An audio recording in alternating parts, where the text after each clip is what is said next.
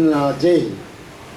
And finally they allowed me to meet Vivi in jail in the superintendent's office. That officer at that time was a Dalit. You could see that, that.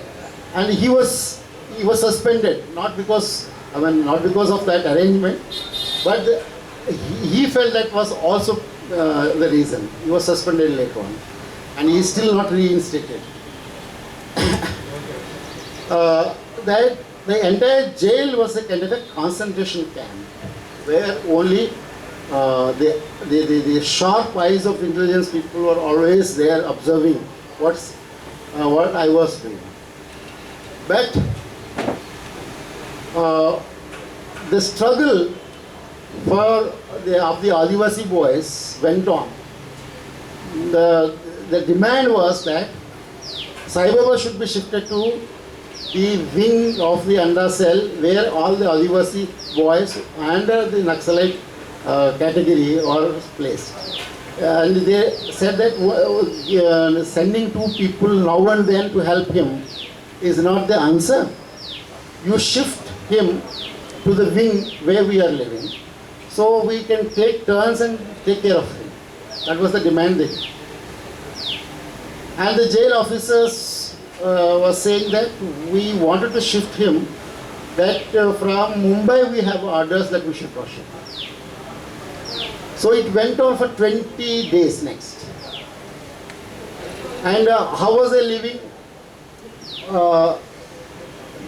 Whenever the lockups were opened, these Adivasi boys, they jump over the wall, high wall, come help me, to take my bath, give me food and all that.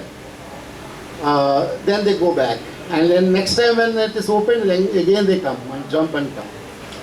And the guards also, when the officers were not there, the guards also ignore this. They don't know that these people are jumping the wall. Even in front of them it happens. Some guards, they ignore and say that no, we don't know anything about it. It went on for 20 days. The struggle was that at evening, every day evening 6 o'clock, the lockup is there, will be locked up. Everybody should be locked up. Out of 24 hours, even in the undercell after 7 gates inside, morning 6 to 10 o'clock, we were allowed to come out of the lockup in the prison. That is a small corridor only. Going out of the lockup means only the small corridor in front of your lockup. Even that is a great thing for us. Coming out of the lockup is like, you can feel like you have freedom. Every evening, again, 12 o'clock to 3 o'clock you are locked up, and 3 to 6 o'clock again you are out of the lockup. Those morning 6 hours, evening 3 hours, 9 hours, but you cannot move from one wing to the other, or you can't talk. Only if the people are there in the same wing, you can talk during those 9 hours. But 9 hours are not 9 hours, officially 9 hours. Most of the days, it will turn out to be 2 hours or 3 hours, because there are many other rules also. That if there is a visiting officer from outside prison, that day lockup will not be open, even for those hours. Or if there is a festival day or a holiday, this will not be open, even those hours. That kind of restrictions were there. So for 20 days continuously, next 20 days, the struggle is that at evening 6 o'clock, all the Adivasi boys on the other wing, they say that we will not get locked up, they will stand in the corridor. Unless you shift Saibaba to our wing, we will not get locked up. But now for the jail officers, it's a big thing. 6 o'clock you have to show on the records that everybody is locked up. Otherwise it's a big crime against the officers. So it was every day all the officers with lathis, they used to come to use all their force, whatever that is possible, to push them into lockup and lock them up. But these Adivasi boys, used to hold each other's hand and they never used to allow these people to be forcefully locked up. And it goes on till 7 o'clock, and then you have crossed your limit. 6 o'clock lockup did not happen. That is a big thing. And you could not recover the 6 o'clock lockup. 20 days. After 20 days, they shifted me to the wing where I was, where the Adivasi boys, 7 Adivasi boys were there.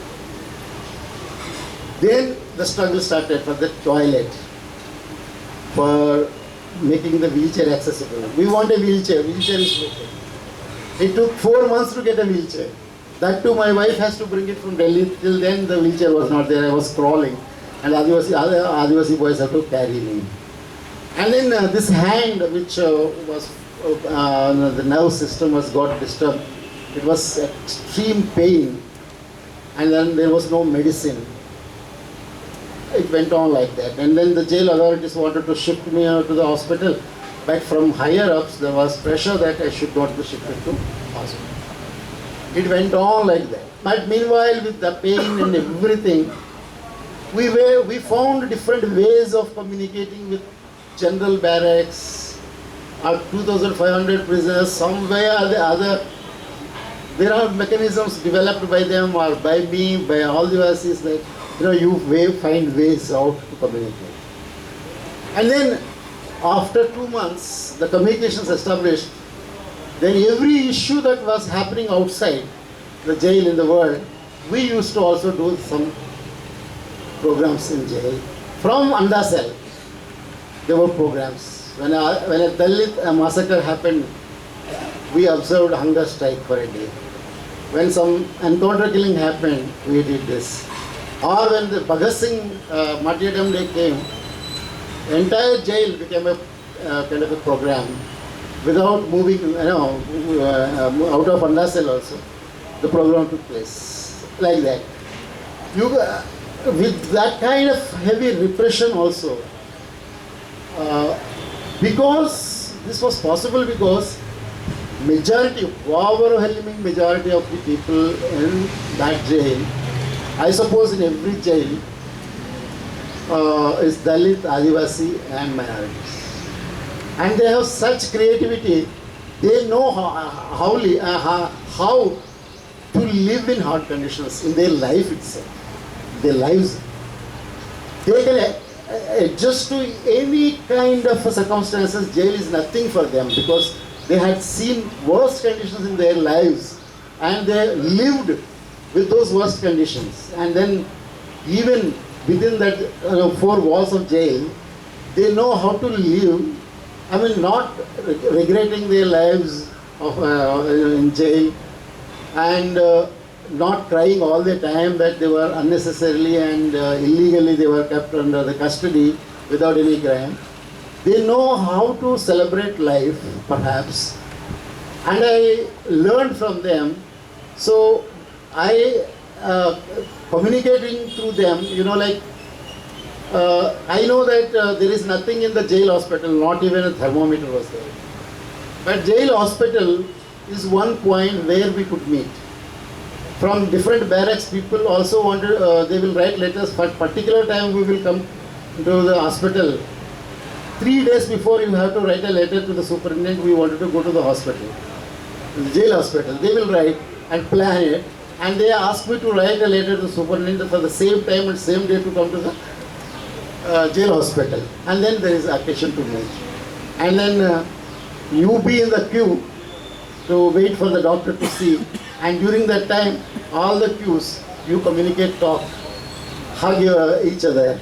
That was that is the way in which you can. Very interestingly, another modern technology like video conferencing. Video conferencing is a modern technology. The government wants to use that for the rights of the prisoners. It turned out to be against the rights of the prisoners. Like what happens is that you are not produced in the court. You are produced to video conference in the court, and then you are not taken out of the prison. You can't see what the outside world.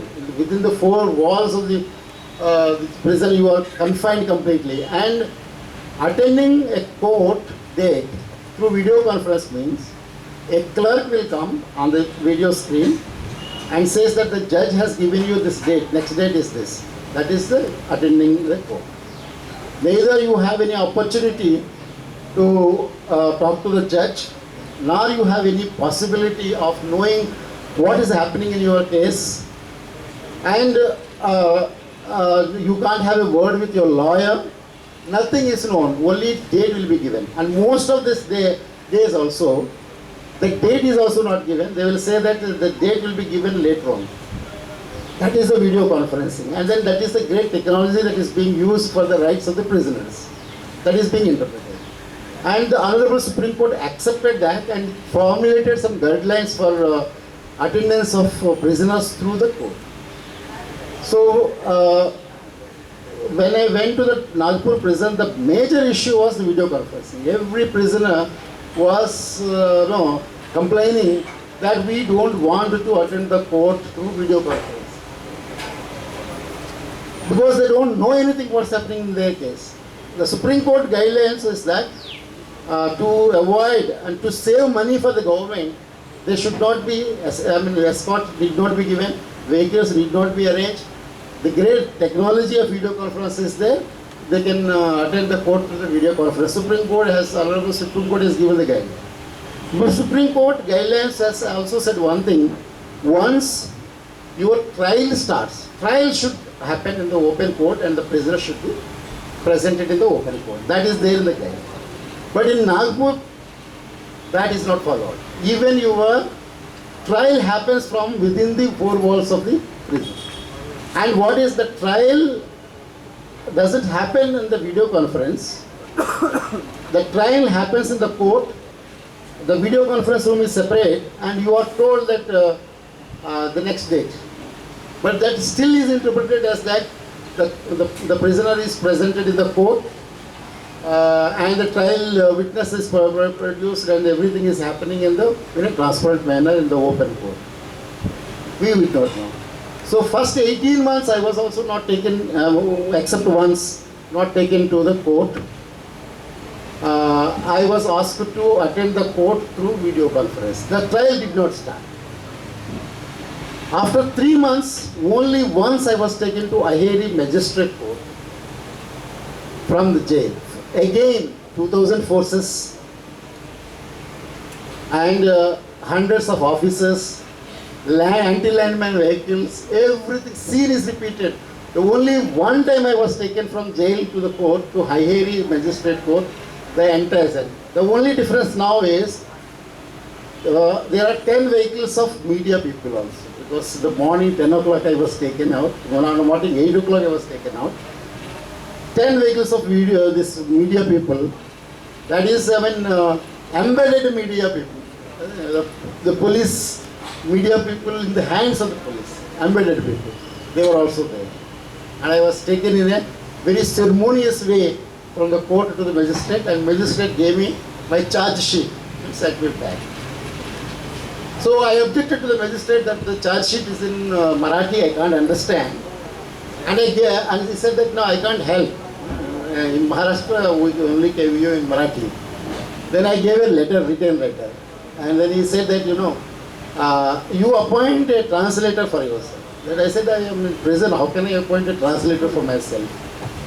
He said, you learn Marathi in jail. So that is the magistrate. And the same magistrate, when first time I was presented, I spoke to him. My lawyer was not there, no one was there.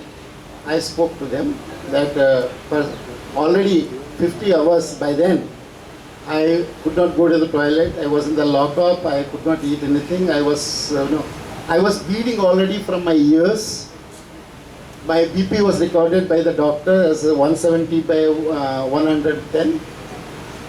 This is the medical condition. I was bleeding. You can see my bleeding from my nose and the ears. And he said, oh, this is very bad.